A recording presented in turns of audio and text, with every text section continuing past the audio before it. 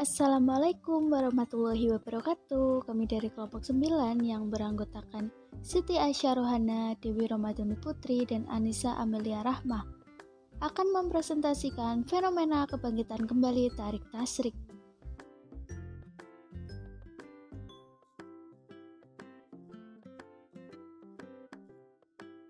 Kebangkitan kembali pemikiran Islam timbul sebagai reaksi terhadap sikap takhlid yang telah membawa kemunduran hukum Islam.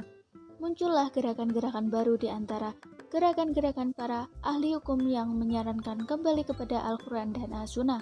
Gerakan ini dalam kepustakaan disebut gerakan salaf atau salafiyah yang ingin kembali pada kemurnian agama Islam di zaman salaf atau permulaan generasi awal dahulu.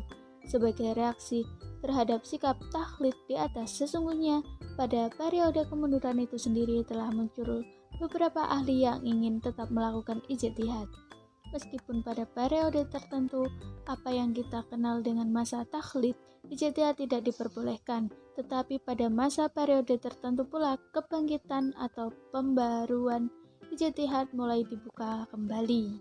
Karena tidak bisa dipungkiri, ijtihad adalah suatu keharusan untuk menanggapi tantangan kehidupan yang semakin kompleks. Tidak semua hasil ijtihad merupakan pembaruan bagi ijtihad yang lama, sebab ada kalanya hasil ijtihad yang baru sama dengan hasil ijtihad yang lama. Bahkan sekalipun berbeda, hasil ijtihad baru tidak bisa mengubah status ijtihad yang lama. Hal itu seiring dengan kaidah ijtihad yang tidak dapat dibatalkan dengan ijtihad pula. Berdasarkan pelaksanaan ijtihad bahwa sumber hukum Islam menuntun umat Islam untuk memahaminya.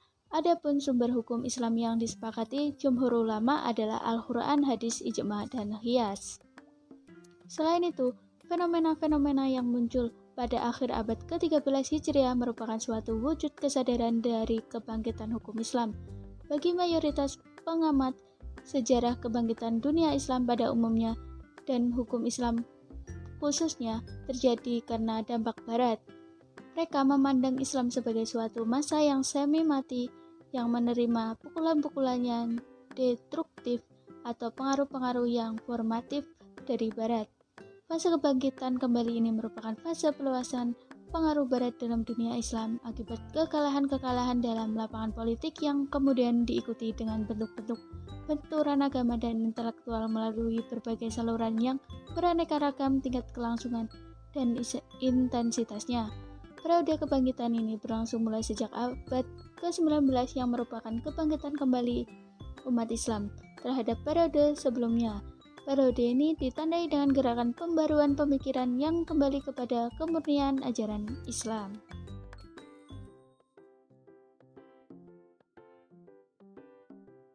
Keadaan hukum Islam pada masa kebangkitan kembali abad 19 hingga sekarang. Islam dianugerahkan kepada makhluk hidup, khususnya manusia, sebagai ajaran universal yang memberikan suatu petunjuk kepada umat untuk dapat mengangkat harkat, derajat, dan martabatnya.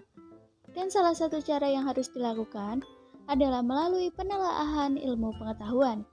Ilmu pengetahuan berfungsi sebagai alat untuk membedah fenomena alam yang tidak diketahui oleh manusia, sehingga memerlukan suatu pemberdayaan akal yang maksimal. Setelah mengalami kelesuan, kemunduran, beberapa abad lamanya, pemikiran Islam bangkit kembali. Hal ini terjadi karena reaksi terhadap sikap takhlid yang telah membawa kemunduran hukum Islam. Menyadari akan kemunduran dan kelemahan yang disebabkan oleh kaum penjajah barat itu, maka pada awal abad 18 Hijriah timbullah ide-ide, usaha-usaha, dan gerakan-gerakan pembebasan diri dan ilmu pengetahuan Islam dari penjajah dan pengaruh barat. Merasa perlu mengadakan pembaharuan yang universal meliputi bidang pendidikan, sosial, politik, ekonomi, militer, dan lain sebagainya di dunia Islam. Fenomena-fenomena yang muncul pada akhir abad ke-13 Hijriah merupakan suatu wujud kesadaran dari kebangkitan hukum Islam. Bagi mayoritas pengamat, sejarah kebangkitan dunia Islam pada umumnya dan hukum Islam khususnya terjadi karena dampak barat. Mereka memandang Islam sebagai suatu masa yang semi mati yang menerima pukulan-pukulan yang destruktif atau pengaruh-pengaruh yang formatif dari Barat. Fase kebangkitan kembali ini merupakan fase meluasnya pengaruh Barat dalam dunia Islam akibat kekalahan-kekalahan dalam lapangan politik yang kemudian diikuti dengan bentuk-bentuk benturan keagamaan dan intelektual melalui berbagai saluran yang beraneka ragam tingkat kelangsungan dan intensitasnya. Periode kebangkitan ini berlangsung mulai sejak abad ke-19 yang merupakan kebangkitan kembali umat Islam. Terhadap periode sebelumnya, periode ini ditandai dengan gerakan pembaharuan pemikiran yang kembali kepada kemurnian ajaran Islam. Menurut Dr. Rarouk, keharusan kebangkitan fikih bukan sekedar kebutuhan sejarah tetapi bahkan kebutuhan fikih itu sendiri. Ini berarti mengabaikan fikih dari perkembangannya sama artinya dengan mengabaikannya dalam kehancuran, karena perkembangan merupakan kebutuhan dari keberadaan dirinya. Seperti itu pula yang kita lihat dalam era kewujudan dan kebekuan fikih. Fikih tidak mampu lagi memberikan jawaban-jawaban atas kebutuhan dan permasalahan-permasalahan baru yang muncul dalam dunia Islam. Bahkan yang lebih tragis, ia mengalami kristalisasi sebagai akibat hancurnya bangunan masyarakat Islam. Meskipun semua sepakat bahwa kebekuan fikih itu telah melahirkan realitas baru dalam alam pikiran Islam berupa krisis pemikiran dan krisis hukum, namun terjadi perbedaan yang cukup tajam dalam usaha menemukan penyelesaiannya. Perbedaan tersebut kemudian berkembang dalam wujud pemikiran di kalangan ulama dan fuqaha sejak akhir abad ke-14 Hijriah hingga sekarang ini. Menurut para ulama dan fuqaha, ada 4 pola utama yang menonjol pada saat kebangkitan ilmu fikih, yaitu yang pertama yaitu modernisme. Pola pemikiran ini dipelopori oleh sejumlah pemikir dan sarjana muslim. Pendukung pola ini mendakwahkan bahwa fikih Islam tidak lagi mampu merespon berbagai perkembangan baru yang muncul dari multidimensionalitas kebutuhan dan kepentingan manusia yang kini cenderung lebih kritis akibat keluasan informasi dan pengalaman. Gagasan utama pendukung pola ini untuk mengimbangi dan menjawab tantangan-tantangan baru, kita harus berani meninggalkan fikih yang sudah ada dan membangun fikih baru yang kontekstual. Yang kedua yaitu survivalisme. Pendukung pola ini bercita-cita membangun pemikiran fikih dengan berpijak pada mazhab-mazhab fikih yang sudah ada. Keleluasaan tersahwah fikih menurut pendukung pola ini harus dikembangkan hingga sampai saat ini. Yang ketiga yaitu tradisionalisme. Pendukung pola ini menekankan keharusan kembali kepada Al-Quran dan As-Sunnah. Satu hal yang menarik dari cita-cita pola ini adalah penolakannya yang sangat keras terhadap ikhtilaf atau perbedaan pendapat. Mereka menolak bahwa ikhtilaf umat merupakan rahmat. Persoalan ikhtilaf ini menurut mereka harus dirujuk pada hadis, bukan pada pendapat-pendapat para imam mazhab. Yang keempat atau yang terakhir yaitu neosurvivalisme. Pola terakhir ini disebut neosurvivalisme karena para pendukungnya selain menawarkan fikih pengembangan juga menampakkan concernnya yang besar terhadap kepedulian sosial.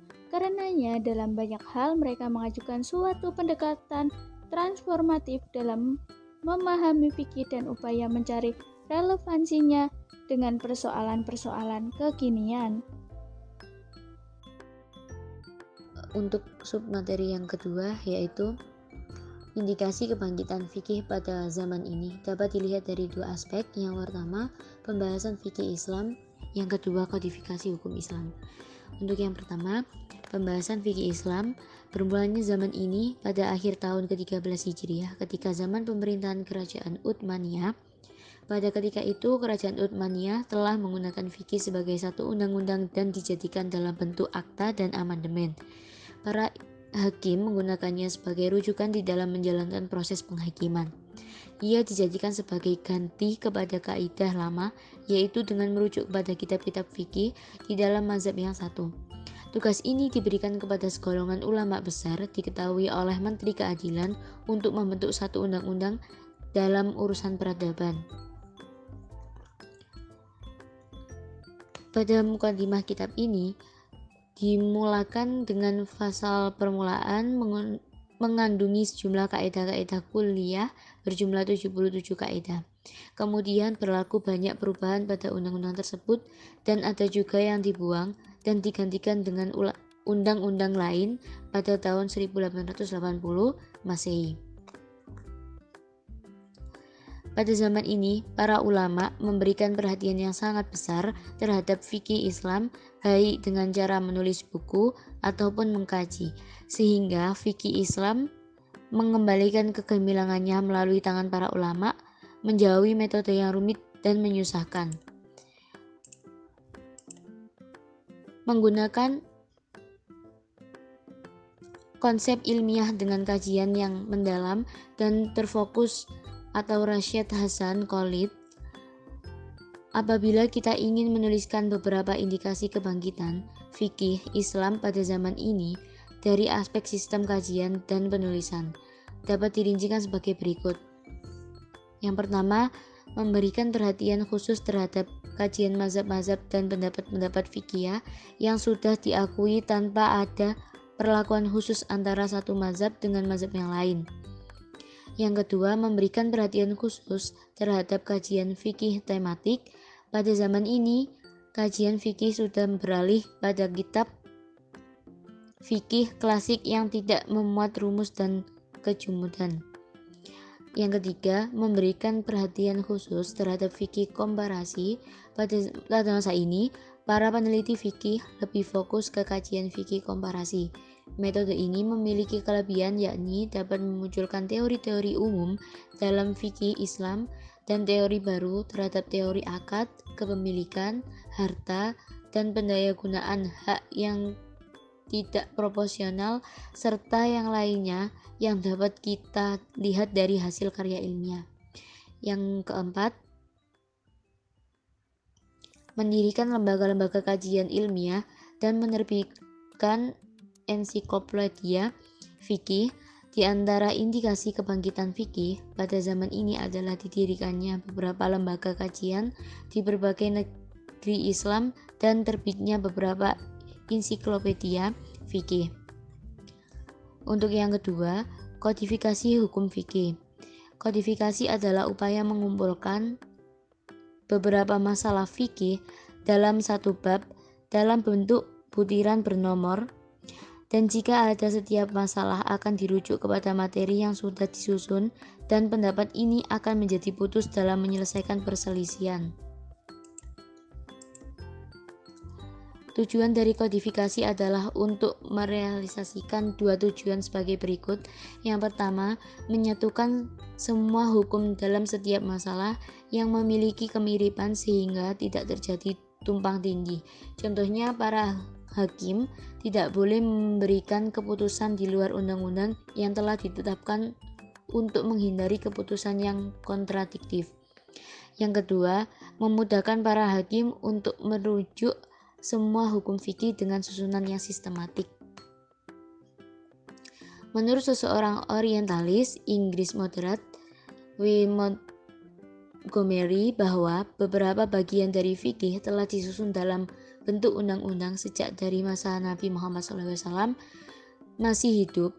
Undang-undang yang merupakan UUD Islam tersebut oleh Ibnu Hisham diberi nama dengan Kitabun Nabi, kemudian diterjemahkan ke dalam bahasa Inggris dengan nama The Constitution of Madinah pada tahun 1956 oleh Montgomery sendiri, dan pada tahun 1961 diterjemahkan ke dalam bahasa Indonesia oleh Haji Zainal Abidin Ahmad dengan nama Piagam Muhammad SAW. Tetapi mereka hanya dapat mengumpulkan sejumlah fatwa dan keputusan pengadilan ke dalam sebuah kitab yang diberikan nama Al-Fatwa Al-Hindiyah.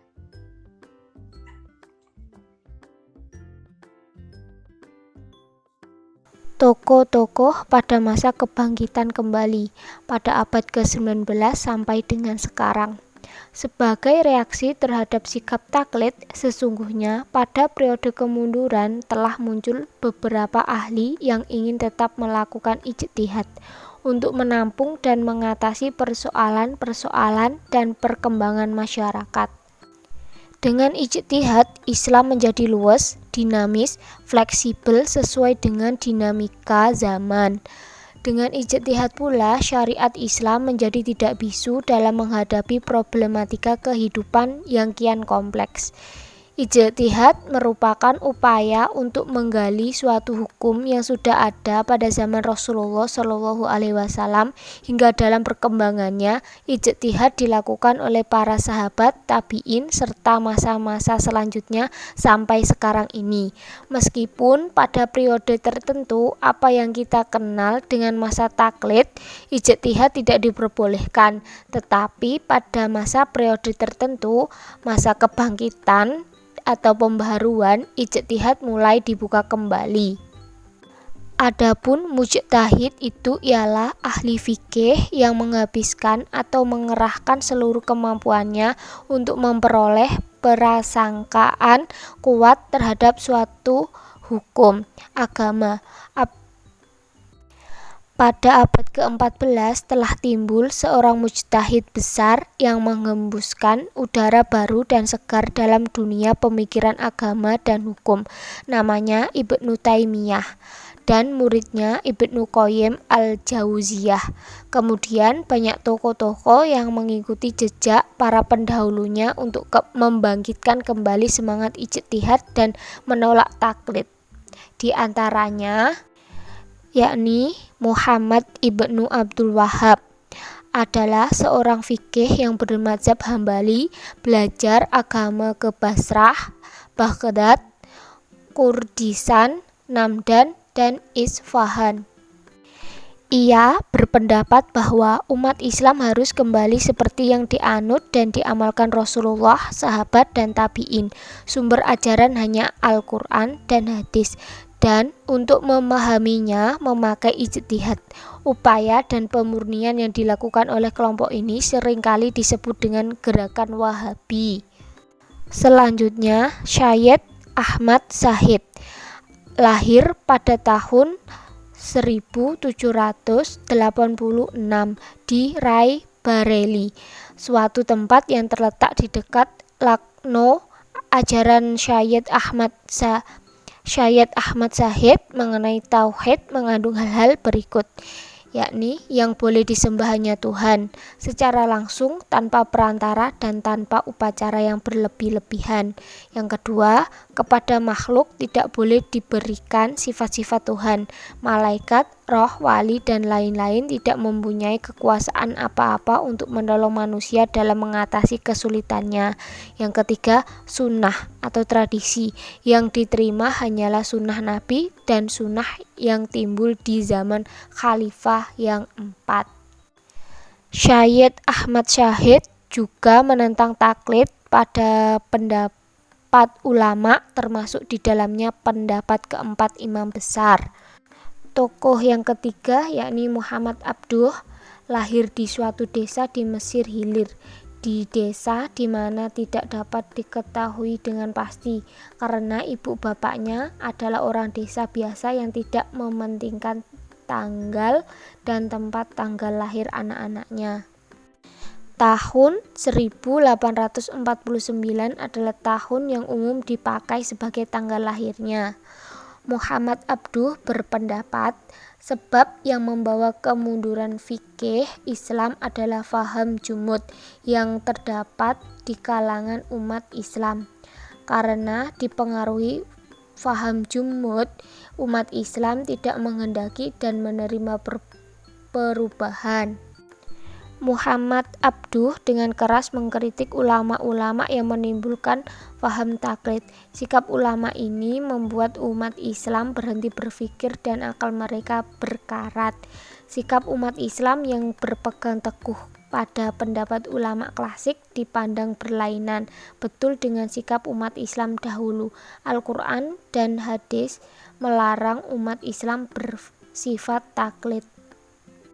Beberapa program pembaruan pemikiran yang dilakukan oleh Muhammad Abduh diantaranya membersihkan Islam dari pengaruh-pengaruh dan kebiasaan-kebiasaan yang bukan Islam, mengadakan pembaruan dalam sistem pendidikan Islam terutama di tingkat perguruan tinggi, merumuskan dan menyatakan kembali ajaran Islam menurut alam pikiran modern, mempertahankan atau membela ajaran Islam dari pengaruh Barat dan serangan agama lain, membebaskan negeri-negeri yang penduduknya beragama Islam dari belenggu penjajah.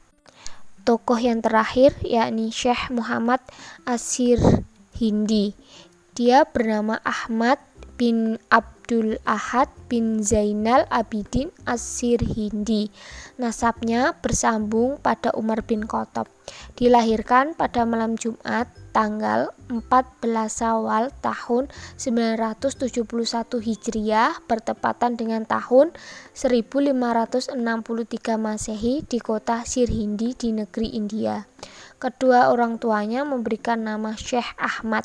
Syekh Ahmad mempunyai beberapa manhaj untuk mencapai fase kebangkitan. Yang pertama, dia banyak memberikan pengajaran dan pendidikan kepada umat untuk mempersiapkan mereka berdakwah dalam level yang tinggi. Yang kedua, dia mengkritik pada pemikiran filsafat yang menyimpang dan pemikiran tasawuf yang batil dari para penganut wihdatul wujud dan ittihad, yakni orang bisa bersatu dengan Tuhan. Yang ketiga, dia memerangi semua bentuk syirik. Yang keempat, dia mengajak manusia pada tauhid dan murni dan keabadian risalah Muhammad Rasulullah dan mengajak umat muslim untuk bersatu dalam pangkuan Islam.